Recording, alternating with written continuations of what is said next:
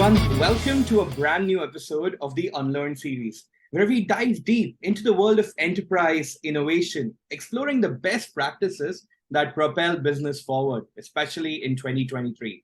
Join us as we foster knowledge sharing and inspire fresh thinking, challenging you to unlearn the old and embrace the new in our ever evolving corporate landscape. Ladies and gentlemen, today I'm thrilled to welcome you, a true titan of technology, a pioneer in enterprise reinvention, and a passionate advocate for inclusion to our podcast today. Allow me to introduce the incomparable Mahesh, the Senior Managing Director of Accenture. As the lead of advanced technology centers in India and a member of Accenture's Global Management Committee, Mahesh has been instrumental in guiding organizations through a maelstrom of technological innovation with a keen eye on five forces that will define the next decade: total enterprise reinvention, talent, sustainability, the metaverse, and the ongoing tech revolution. Mahesh is busy laying foundations of a more prosperous and an equitable future. But what sets Mahesh truly apart is his commitment towards fostering a culture of innovation and nurturing specialized talent at scale. Mahesh is a shining example of how compassionate leadership can make all the difference. Before ascending to these dizzying heights, Mahesh honed his skills as a solution architecture lead for technology, where he was the mastermind behind groundbreaking offerings such as Lean SI, Liquid AM, and Living Systems. A true testament to his expertise, Mahesh holds a bachelor's degree from University of Mumbai, a master of science in computer engineering, and an MBA from the University of Texas at Austin. Talk about a triple threat. Without further ado, let's give a very warm welcome to Mahesh, who has been blazing trails in tech world since joining Accenture all the way from 2006. Mahesh, it is an absolute delight to have you on the podcast today. Thank you so much for joining in. Thank you for that kind introduction, Omkar. Delighted to be here with you today. Great. So the theme, everybody, today we are talking about is looking inward about how can we develop organizational innovation and agility through knowledge sharing. How can we focus on the future of technology and develop organizational innovation? As 2023 emerges, there's a big volatile macro environment, and the rapid pace of technology is causing tectonic changes, unprecedented disruptions. And a lot of times, organizations worry that there is a startup somewhere in the garage creating a silver bullet for their organization. It calls for organizations to reevaluate and reinvent their entire enterprise transformation agenda, especially their innovation strategy. So I believe that this is a good time for organizations to start looking inwards, crowdsource innovation from employees, and create a very robust strategy. The conversation, Mahesh, is going to be theming around looking inwards. How can we start crowdsourcing innovation and also propel the organizations forward? So from your end, I really want to understand about your role at Accenture and what occupies your day-to-day, your week-to-week, and your month-to-month operations. As you introduced, Omkar, I lead Accenture's advanced technology centers in India. Essentially, I'm responsible for all the technology work Accenture does for all its global clients across the world out of India. I'm responsible for the highly talented technology workforce, which I really consider to be the best collection of technology experts across the world who create highly innovative solutions for our clients every day. It's something that I'm extremely proud of. And it means a number of things. On one hand, my team and I, we really need to understand how the world of technology is evolving and how do we build the necessary skills around that. And by that, it's important that our people also have the depth of understanding about every industry that is going through such a rapid change, and how do we bring the depth of understanding in both industry and technology together to create those innovative solutions. We build a number of solutions out of India that are taken across the world to our clients. We of course are engaged in then executing on those complex transformation programs to create 360-degree value for our clients. In Accenture, India operates out of 11 different cities. We have a number of locations, and our people are spread across. As you rightly mentioned, we take pride in being a very, very equal organization that drives equality in everything that we do. And I'm really, really proud of what our how people continue to do to create that 360-degree value. Great. Lovely. So I'm assuming that you have the best talent up your sleeve. Now I want to understand from you, every time I open an Economic Times in the morning, I'm reading all sorts of pleasant and not so pleasant news about the economy. I want to understand from your lens as a technology leader of one of the largest companies in the world, in fact, about how do you plan to navigate this global economy in current state, and moreover, what are your observations if it is going to get better, and if yes, by when, or if not, what are the kind of precautionary measures industries and corporations should take as of now?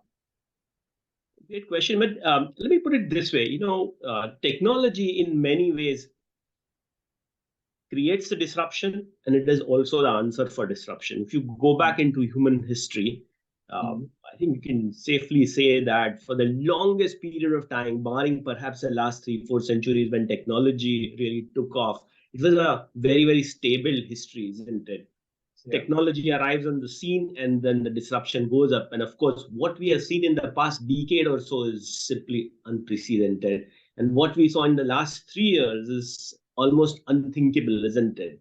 Yeah. So technology on one hand has created that disruption, but at the same time, when those disruptions were originated from other external factors, the macroeconomic environment that you referred to. Technology has offered solutions to that. Think about the last couple of years, particularly the COVID and the post-pandemic era.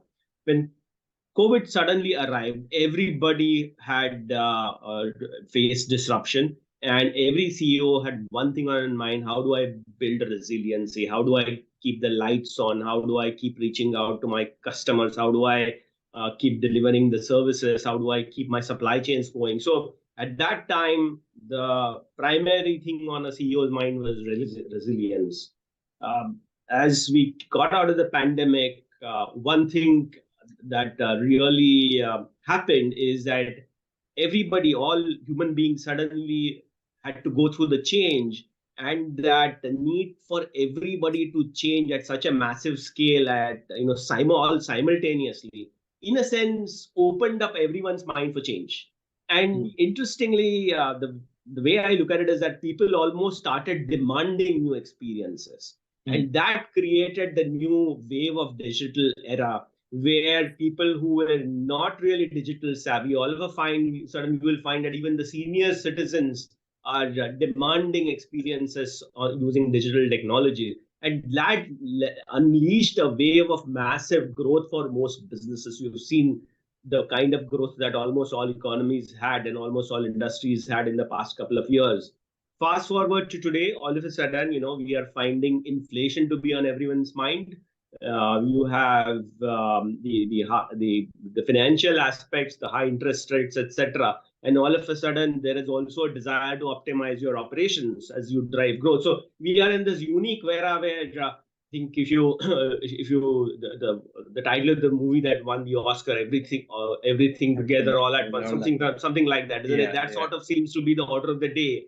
Yes. And to me, that is exactly where technology offers the solution. Is it going to get better? I think that's sort of a irrelevant question. To me, what is important is that, are you ready to continue to face the disruption and continue to bring that agility and that innovation that is required? You mentioned the 5 forces in your introduction. At Accenture, we say that every business today has to basically contend with five forces of change. First is the need for every part of every business to continuously reinvent itself, what we call total enterprise reinvention, that is needed for that resilience, to create new experiences, to optimize the business, to drive growth, and so on and so forth. Second is talent, something that you would very closely understand. Every business needs to have access to talent. Every business needs to create talent, and every business needs to unlock potential of talent. Mind you, as you try and bring innovation, as you try and do new things, you can't do them the old way. And therefore, it is critical that your talent also transforms to the new. So, talent is super critical. The third is the need for every business to be continuously on the forefront of technology. What's the next coming on the horizon, right? And then you also have a couple of other things. Every business must be a sustainable business. Every business needs to be on metaverse continuum. These five forces are coming at us, and once again, as I said earlier, technology is what offers the key here. Got it. No, I think in continuation to that, about as I would like to put it, adaptation and then adoption, and just breaking all the five forces down to a very simple concept of digital business. And I think that's where Accenture's key focus also lies, about how can every business become a digital business. Can you throw some light upon that? How is Accenture planning to enable to achieve this vision of every business being a digital business?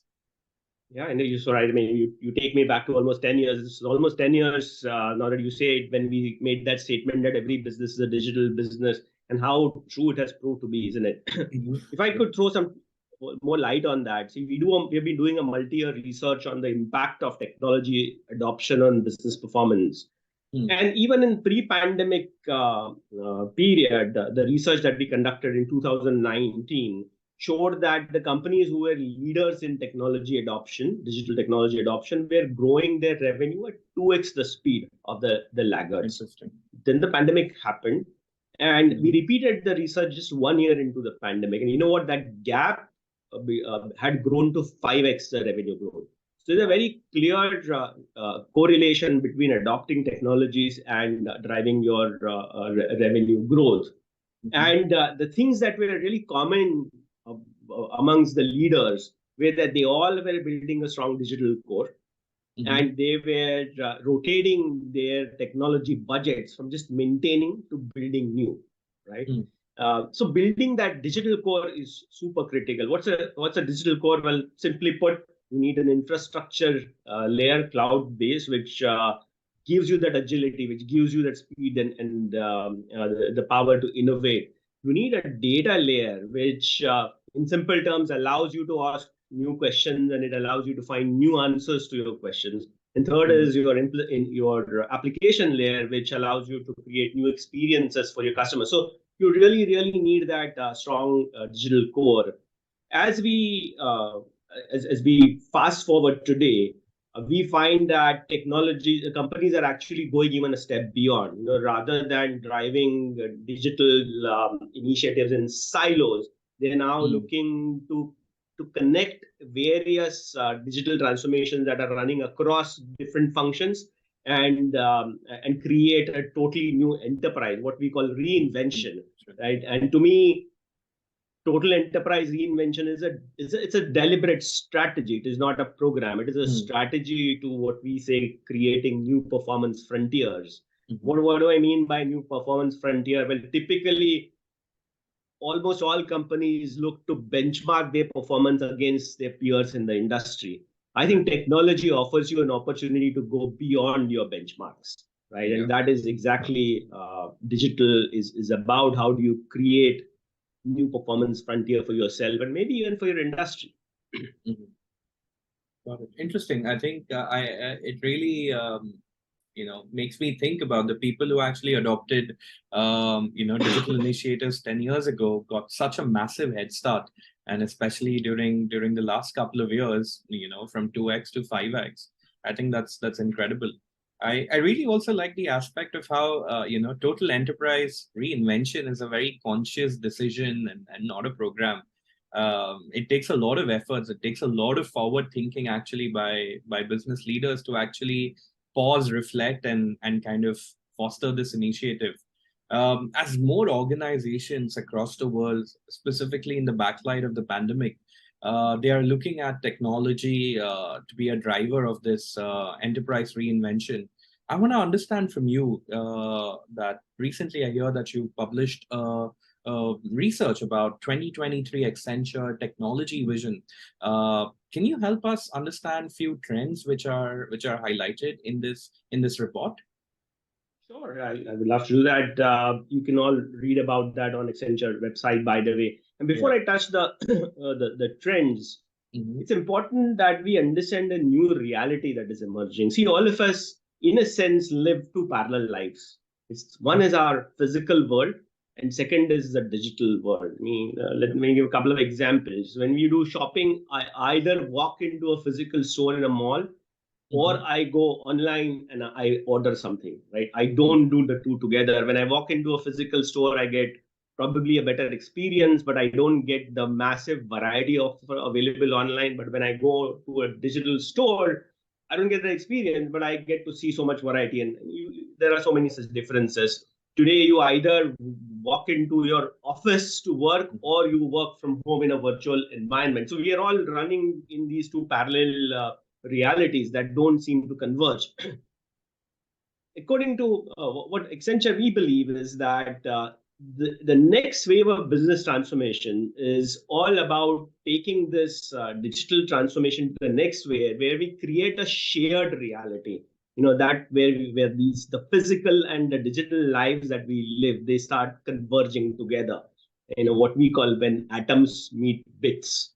And I think that is where you will see an enormous number of new opportunities becoming available for every business. If Hmm. you keep that reality in mind, there are four key trends that we believe become critical. Hmm. The first is digital identity.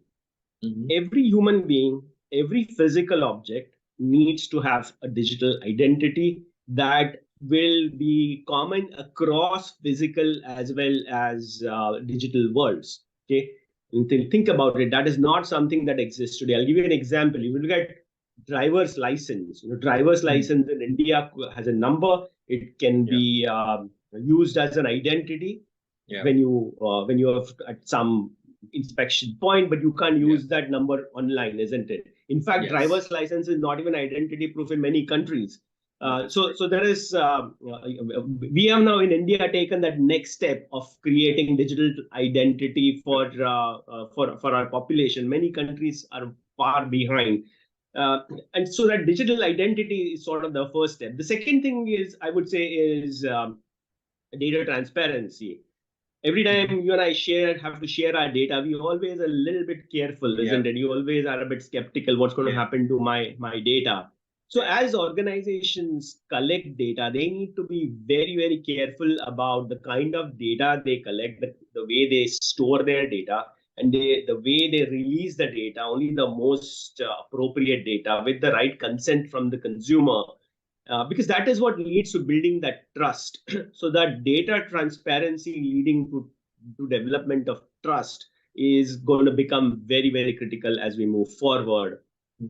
The third thing is the advances in AI. How we generalize AI. All of you us are seeing the Yeah. excitement that Experience. is coming out of generative AI, for example. Yeah. Be it generative AI or any Hmm. other advances, Yeah. I think as we move forward, they are going to become table stakes for every Hmm. business.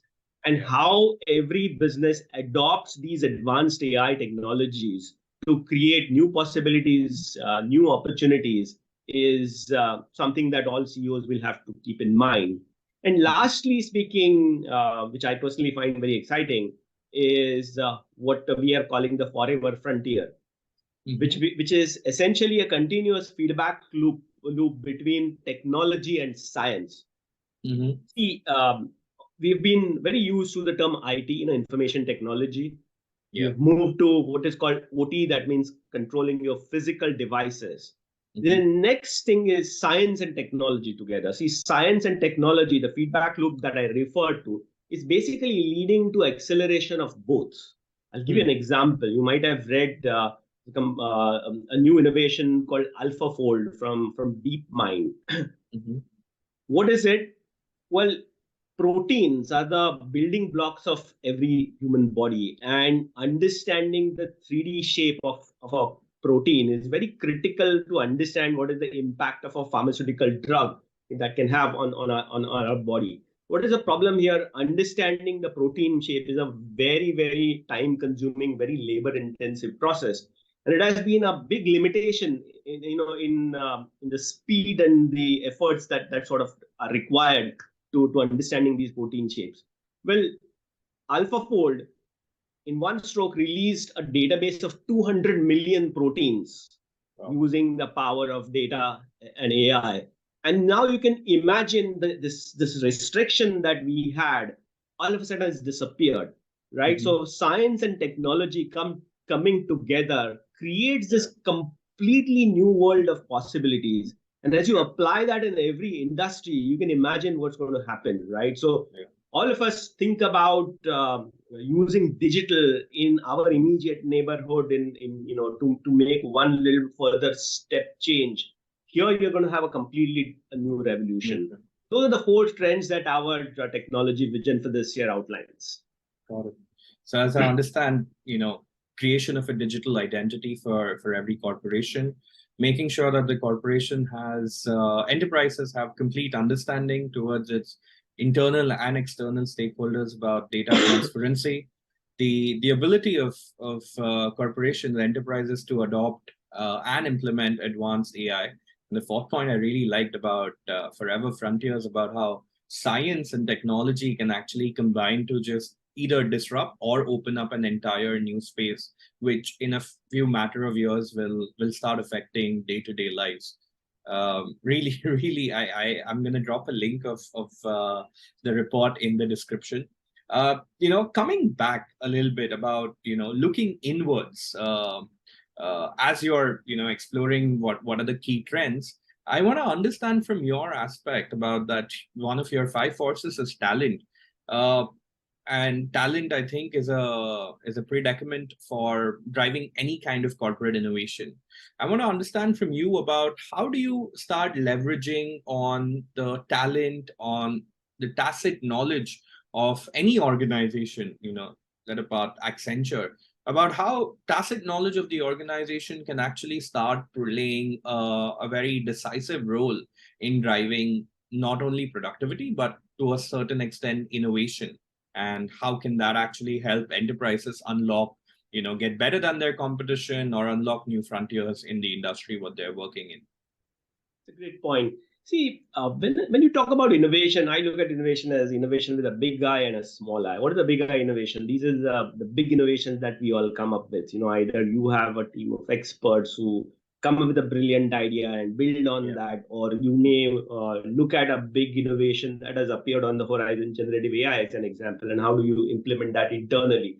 At Accenture, we work with the biggest technology providers. We have a very strong ecosystem, and working with them, we are constantly looking to create these big impact solutions. But the small I innovation, every time I speak with my clients, they are very clear that they are not only looking for the big I innovation, they are looking for small I innovation. What is the small I innovation? It's the innovation that each one of us drives every day in every single activity that we do. And collectively, when pulled together, it creates an enormous impact. It's a huge, huge differentiator for everybody. Yeah. Now, how does that happen? Right? It's no accident. You need to create a culture of innovation, first of all. And second thing is that there are so many opportunities for us to innovate. For example, if I see somebody else in my organization implementing a solution to solve one problem, perhaps the same solution can be adopted to solve another problem, isn't it? The question is, how do people know about these various small innovations that have happened, and how do they harvest them across? So every company needs to have they need to very consciously inculcate this habit of sharing knowledge. They need to have an infrastructure in the right knowledge management platforms, the right sharing forums, and so on and so forth, where people can learn from each other. And then you need to constantly encourage that if you are used to doing certain things in a certain way, constantly look to for opportunities to do things differently. And for that, look across this tacit knowledge. I love that term that you're using. How do you have this knowledge around us? How can we use it to solve a new problem every day? So that Yeah. small I innovation become, to me, in my mind, is very, very important. Every single client I speak with reinforces the same point. And a very important factor for that, enabler for that, is harvesting of that tacit knowledge. Got it. Got it. Interesting. Uh, my last question, Chief, to you is, and I really appreciate the point about how can we start harvesting that tacit knowledge. Uh, and this actually segues into my last question to you, which is actually I expect three answers out of it, right? I want to know from your chair about what are the three key takeaways for CEOs of particularly large organizations, large corporations, about how should they go ahead and manage innovations. Can you share very three pinpointed takeaways for them? Huh. Three things about innovation. I mean, innovation has a million angles to it, isn't it? Yeah. So Yes. I mean, let me point the three things to it. So first of all, innovation is not technology, but technology can certainly accelerate your innovation. So it is super critical that organizations provide the right technology platform for people to constantly experiment at minimum effort, minimum lead time. So Yeah. technology indeed plays a very key enabler, and you need to have that underlying digital infrastructure. Mhm. Second thing, which is the hardest to achieve, is Mhm. to create a culture of innovation. Mhm. You could have enormous resources, limitless resources, but if you do not have that culture of innovation, nothing is going to happen.